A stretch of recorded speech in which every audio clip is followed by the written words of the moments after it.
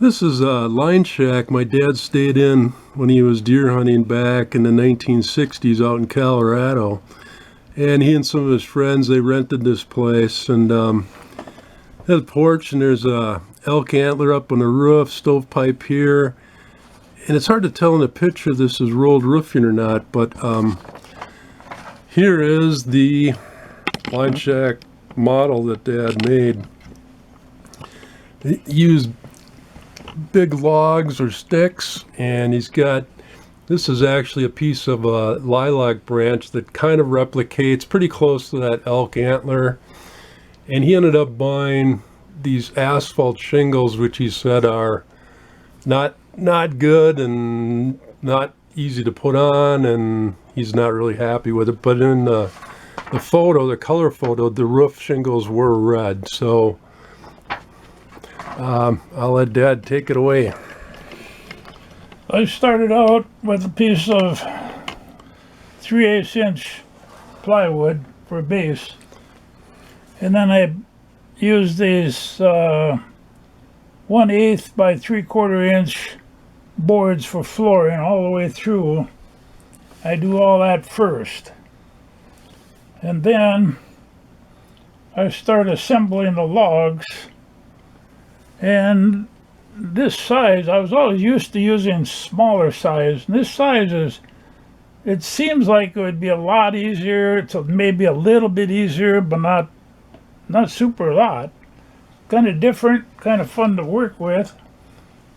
And then I get up to this height. Then I build my window jambs. And in the jamb, I cut a little slot just back in about, maybe 1/4 inch.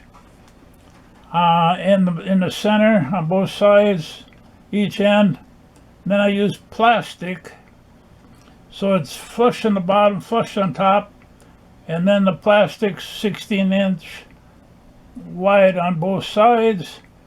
And when it's time, you just slide them in there, snap in place, and they don't fall out. Then I built the grids so that it was replica of what the line shack was. And build the door. It's the process. There's the wood stove in there. I'll show you that more later. And making the door jamb, you get the door cut out, drill holes in the bottom of the door, and on the top, right in exactly in almost the same distance from this side in as the thickness of the door.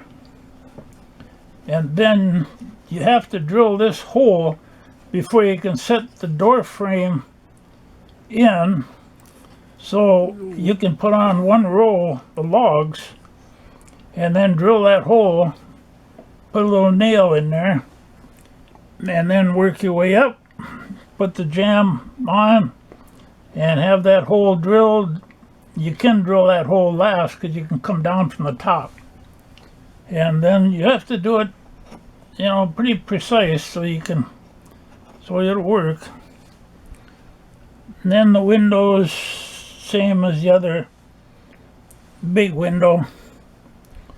And on this particular project, we made it so we take the top off. And this is the first one you've done this way. Yep. And there you put the gable ends that are attached to the roof. Yep. This is a support for the stovepipe. Yep. And you got a stove, which is just PVC pipe, a small bed, and a table. Yep. Yeah, that's different. That's kind of neat. Good. And this just happened to work out nice. You got a nice even structure across so the roof sets on. Oh, yeah. Pretty nice. Yeah, and how did you line all that up? Well, you just have to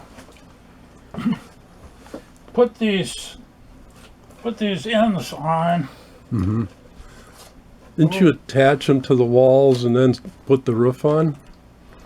Yeah, you get them set, and then when everything is set right, you put them on there, and then I believe I glue them on, let them set, and then before I put the shingles on, I'll put some nails or screws in, make them hold solid, and just do the accurate measuring so everything lines up properly.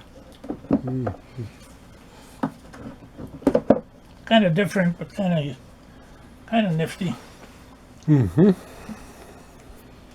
Yep.